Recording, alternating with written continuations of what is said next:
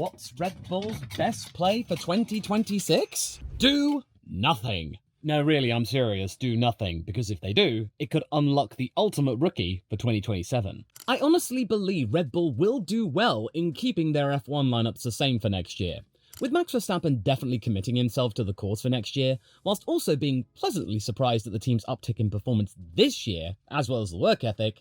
The other 3 seats, they've become hot topics in recent times. I don't think you need me to tell you, it's really hard to keep up at the moment as to who's staying, who's going, who might get promoted, who might get demoted. It's all over the place right now, whether Automotor and Sport has something to say, or whether Dr. Marco has rambled something into his early morning Red Bull drink. The only recent bit of clarification is that Helmut Marko's gone, yes, Isaac will remain with us next year, but as to where he'll be, oh, that is a bit of a toughy noodle to scratch the head of. It's nowhere near as clear-cut as it was under Christian, where it was essentially going to be, well, Yuki's not doing that great, oh, we'll just put Isaac up there, and oh, Arvid's looking really fancy, give him a go. Now we're approaching the autumn, or no, sorry, for the majority of the audience, for you, the fall.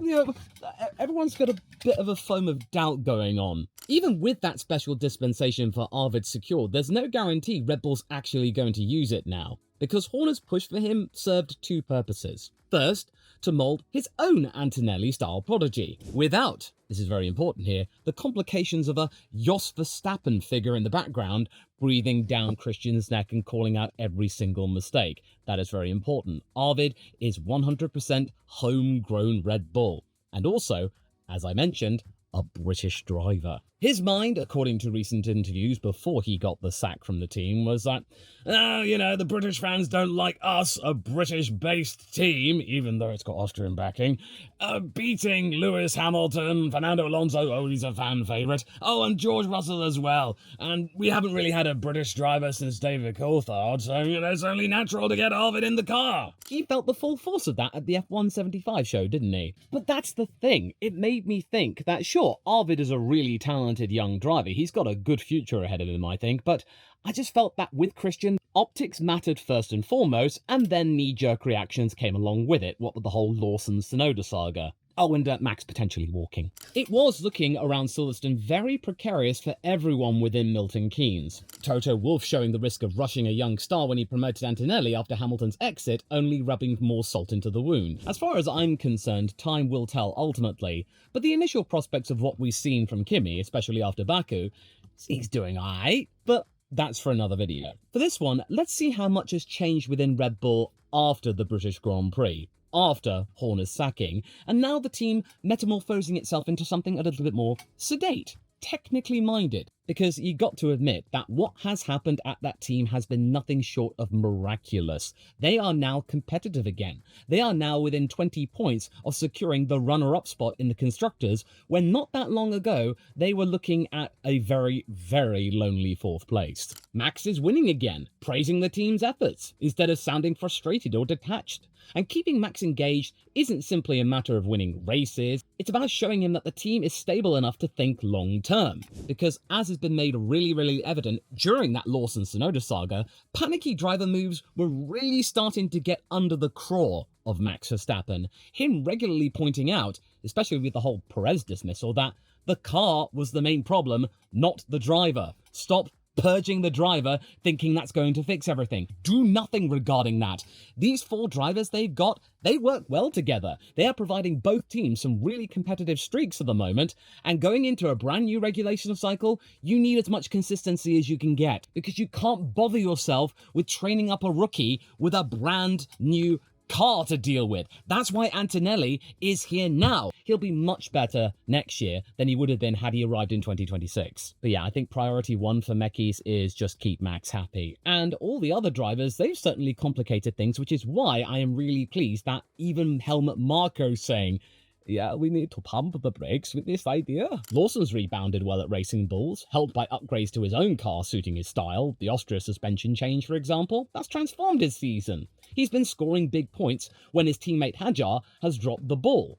Isaac himself has been a remarkable find, a driver who was met with a resounding, from the fandom before FP1 in Melbourne. Now, just 6 months later, Isaac is beloved by the fandom. Yeah, he's not in danger of losing his job. The only person who is in danger of losing his job, as viewed by the media, because again, the Red Bull bods haven't made their mind up yet, is Yuki Tsunoda. Many people, both fans and pundits, still saying, oh, well, the Honda connection will count against him, but may I remind you, for the nth time, Yuki is no longer a Honda driver. He is financially backed by Honda as a sponsor, but as the president of Honda has reminded people, Koji Watanabe, the only thing they can really speak about regarding driver lineups is with Aston Martin. That's all they can talk about. For Tsunoda and Red Bull, they can't. He's got his own batch of managers, which I think going forward, this strategy of Honda with future Japanese drivers, it's going to really be a good idea. So if you ever see anything about Yuki just being a Honda driver and that's all there is to it, no, that's just straight up lazy reporting. That 6th place at Baku really gave Tsunoda's prospects a shot in the arm, especially in the media pen. It causing a lot of irritation from Lando Norris, which I'm quite sure Red Bull will be really happy about. A valuable little irritant amidst the constant barrage of insults Zach Brown had hurled at them over the last couple of years. Because around the same breath, Marco's also said that Tsunoda's been benefiting from a different approach after the Italian Grand Prix, where there were instances of Yuki being up to a second slower than Max Verstappen. They actually sitting down with the driver, having a reset meeting, and going with a whole new workflow for the Baku Grand Prix. And wouldn't you look at that? We saw a changed driver, all stemming from the original Belgian Grand Prix debut of Mekis, where it was like, hey, that spare floor of Max's, are we actually going to use that? Is Max going to break it? No? I'll put it on. Oh, he got into Q3. Oh, nice. And a happy Yuki. That's going to build a happy team. And then both drivers will be in the hunt to bring Ferrari down, as well as maybe Mercedes. But it all may rest on what happens in Formula 2 with the likes of Arvid Lindblad, or maybe with a certain young Bulgarian. Because with Arvid, it's nowhere near as clear-cut as it was just a few months ago. He's not going to be winning the title this year, so that means there's no immediate urgency for Red Bull to promote him, because, the whole F2 champion, they can't take part in the F2 championship the following year. Things have changed since his FP1 session at Silverstone, which I must stress went about very smoothly. One of the few parts of that weekend which actually went off without a hitch. And that marketing angle with Horner about, the optics and British driver, it only works if the talent justifies the spotlight. And in the case of Arvid, ever since the Catalunya feature win, the highest moment of this entire season, it has really dipped off in form. I mean, just look at the results from Wikipedia. Constant point finishes in the first half of the year. The other, it's been incredibly patchy outside the top 10, as well as plenty of visits to the steward's office. And this is a real consideration for the team to take, because they have time and time again made promotions and demotions due to optics. And whilst his super license has been granted, there's no need to chase for points since that was sorted during the winter, this championship is still a necessary gauge in which to assess his readiness. And it has gotten messy in recent times. Because in 2025, Arvid has been a really busy bee. He has been doing a lot of media stuff for Red Bull. He is the reserve driver for both of those teams. I'm pretty sure there's more simulator action, there's more media training. There's a lot of stuff for Lindblad to process. And all of this off the back of Christian viewing him maybe as the next Antonelli, their Antonelli. And I think it's really starting to take its toll, and Monza, the feature race, was the peak of all of this instability. I think Monza exposed this despite him getting P2 in the sprint, and like many F2 drivers, he faced outsized criticism for a mistake, bringing everyone else down in the process in terms of estimation when these instances go viral. No joke, like with Alex Dunn at Monaco, I saw a huge wave of abuse being hurled toward the British driver, and that would be a mere soupçon of what he could expect in Formula 1 if he weren't performing, or if he got in a little bit of a tangle with a well-established driver. Note what happened with Liam Lawson in 2024. I am really glad that Liam is far less confrontational these days. He's done wonders in rebuilding his reputation. Modern F1 these days, if a rookie is not scoring points within the few races, he's usually dismissed as being, nothing special, or there are calls for him to be sacked. And even though we saw a spirited fight back in Baku and that he was able to score points in the feature race, this was very much a derailment in terms of his campaign. We all thought that after the sprint podium that, oh hey, Arvid's got his groove back. That following day, it reminded people that, yeah, Arvid is very much a diamond in the rough. Then there is the matter of Pepe Marte to consider, because currently he is leading the intra-team battle over at Campos by 3 points, him having rebounded after being decimated by Isaac Hadjar. And granted, many Arvid supporters will be pointing out that that wouldn't be the case had it not been for the Spa feature race disqualification due to Lindblad's tyre pressures being too low.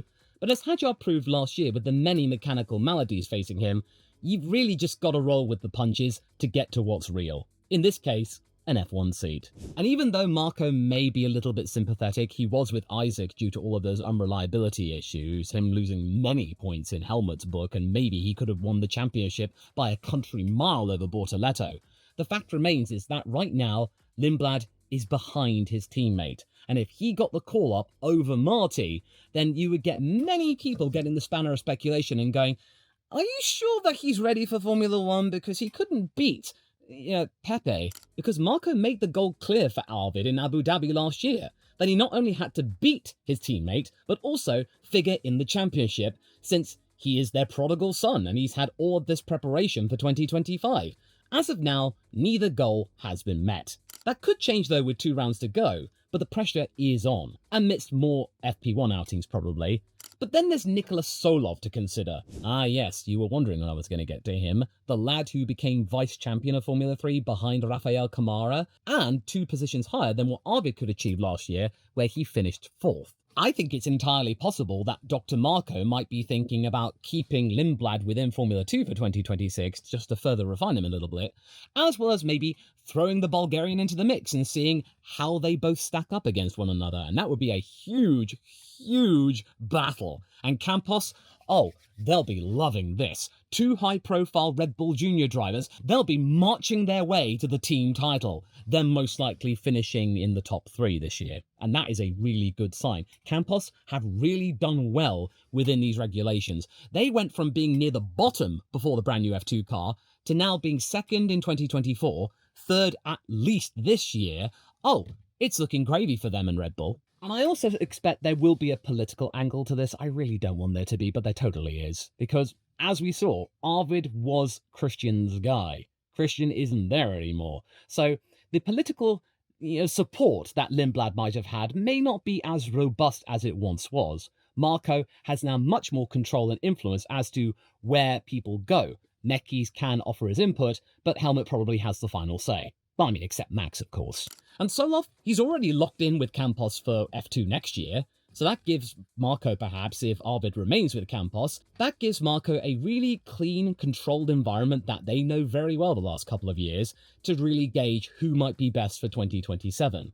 I think this will all be about the good kind of optics, the performance-based ones, and it will give the likes of Lawson yet one more year to refine himself, Tsunoda some breathing space at Red Bull Racing alongside Max Verstappen, and Isaac Hadjar a little bit more time to maybe lead the team if he does finish ahead of Lawson, and then both refining the V-Carbo 3 to maybe go one step better and get that dream 5th place in the Constructors. You know, the dream of their previous bastion, Franz Tost. Whoever comes out on top in Formula 2, oh, they are going to look like the real deal for Formula 1. And I think also what this yardstick may actually test is the leadership qualities of Lindblad. How will he stack up as the more experienced driver within that particular fold? Granted, Formula 2 is at times more about the individual than Formula 1 can be, as it is everyone for themselves in relation to getting a shot at the big leagues, but I think Campos would love to try and get them to work together and go for that F2 title. And I think Red Bull will help in making sure they both play nice with one another, since they will be assessing their camaraderie and teamwork, because their logos and the paint job, they are on both Campos machines. Yes, because Lindblad's future, it is not set in stone. There are some ruminations out there that Arvid has been confirmed for Formula 1, but that has not been officially stated by Marco or Mekis. No one knows for sure. It could easily be a case of maybe Campos will confirm Lindblad in the not-too-distant future, maybe not. But as far as I'm concerned, I am more than happy to forego the foam of doubt or the spanner of speculation on this one and just offer my opinion. They are both youngsters, there's plenty of time to work on them, and you might be wondering, well, why aren't you talking about Pepe Marti, or Oliver Goethe, or Tim Tramnitz, or the youngsters who may be going up into Formula 3 in the following couple of years? Well, I do feel like that even though Red Bull has done a lot of culling in their junior driver team, I do think there is a little bit more room to really pull out a little bit more chaff from the wheat. No disrespect aimed at any of those drivers, they are doing their damnedest with what they've got, but they can't promote every single one of them. That is the reality of Formula 1, and I do think that pipping Tsolov up against Lindblad, the vice champion of F3, versus the current golden child of the junior team within Red Bull, oh, that's going to be spicy. Who's to say that Nikola Tsolov may not be handed an FP1 session of his own come Abu Dhabi, because Red Bull hasn't fulfilled the obligation of 4 FP1 sessions, 2 in each car. But there are risks attached to this though, especially with Lindblad, because what happens if Nikola absolutely trounces him? Sure, they might have then a really, really good shot in the arm for Formula 1, but for Lindblad, oh, that could be a disaster. If Tsolov adapts instantly and beats Lindblad handily, the team would have created a problem by proving the rookie driver has the higher ceiling than the one who already has a year of F2 under their belt and was being hyped up by the team constantly this year. It will very much decrease the value of Arvid's stock whilst thrusting Tsolov into the stratosphere and cause the nation of Bulgaria to explode with excitement. And then the media circus will turn toward Nikola and heap on a huge amount of pressure and constantly going, "You're the first Bulgarian driver in Formula 1. How does that make you feel?" I mean, if Tsolov can handle that, then great, but you know, there's going to be a lot of scrutiny aimed toward him. Because yeah, Arvid, British driver, oh, there are a dime a dozen at the moment. A quarter of the grid is made up by British drivers at the moment. No, maybe more than that. Yet another one, Bulgaria. Ooh.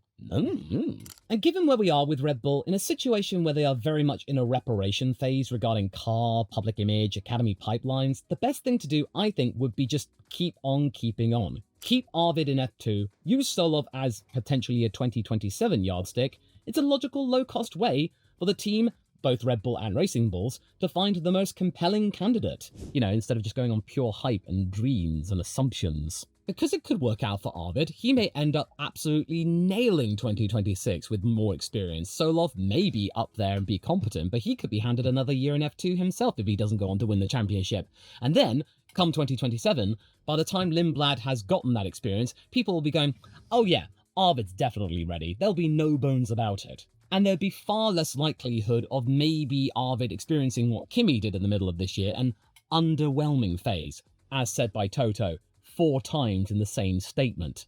So here's how it ties together with the current crop of F1 cohorts. A Lindblad-Tsolov idea for next year would be a blockbuster hedge while the front-end dilemma plays out. Where do you put everyone and who perhaps might be out the door?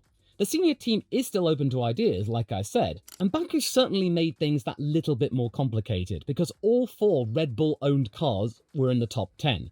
And in the case of my own personal metric, which I've mentioned a few times here on this channel, if both drivers can get to or exceed 30 points for the entire season, then that should guarantee them a seat within the organisation for 2026. Lawson has met that, Isaac has exceeded that, and there are still 7 Grand Prix weekends to go. And considering that both teams are in a really healthy position in the Constructors at the moment, waiting that little bit longer, I think is perfectly justifiable. But as I touched upon earlier, the media, like Pavlov's dog, have been conditioned into thinking one way, that Red Bull just simply cannot change their leopardy spots. That, oh, as far as they're concerned, Lawson, oh, who cares about Lawson? Hadjar, oh, he's going to be promoted for sure. And Tsunoda, get him out of here. But I do think that what Lawson is doing right now, especially, is making the situation, the dilemma, even harder. He was promoted to the senior team, then swapped out, but he's now responded with really big results like in Baku and Austria, to name but 2, which keeps him at the very least in the frame to maybe stay as the leader of Racing Bulls.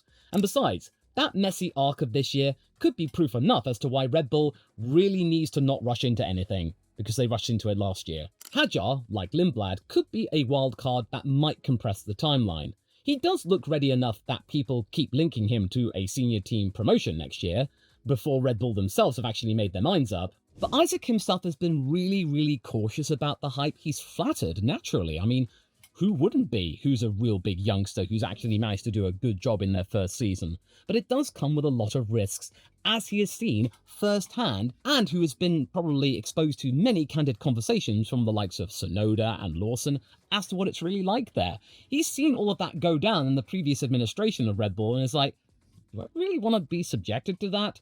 Can I just have a pass maybe?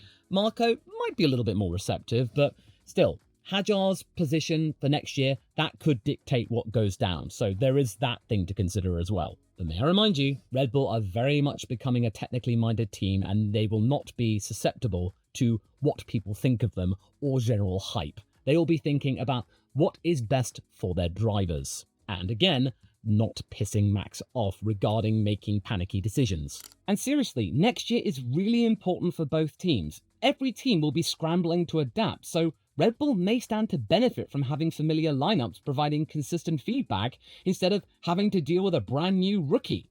Come 2027 though, everything should be a whole lot clearer for both teams. They will know exactly where everybody stands, whether Max remains with them, whether Isaac is ready to be called up, or whether or not it's time to say goodbye to Yuki, or he might get a better offer elsewhere. So even though there's still 2 rounds to go of the Formula 2 Championship, which is going to be taking place in 2 months, seriously, this gap after a month gap for the summer is absolutely insane. I think as of now, Lindblad has not really justified the call-up. There is still time for him to refine himself in Formula 2. I do think he does deserve a chance in Formula 1 eventually, just not next year, considering that Lawson, Tsunoda, Hadjar, Verstappen, they're on a bit of a tear at the moment, at the end of the season, when it really matters most, toward the end of the cycle. Because ultimately, this all boils down to a long-lasting sequencing problem, which hopefully they can actually fix properly this time. And if it turns out that both Arvid and Nikola are really good and Campos wins the team title,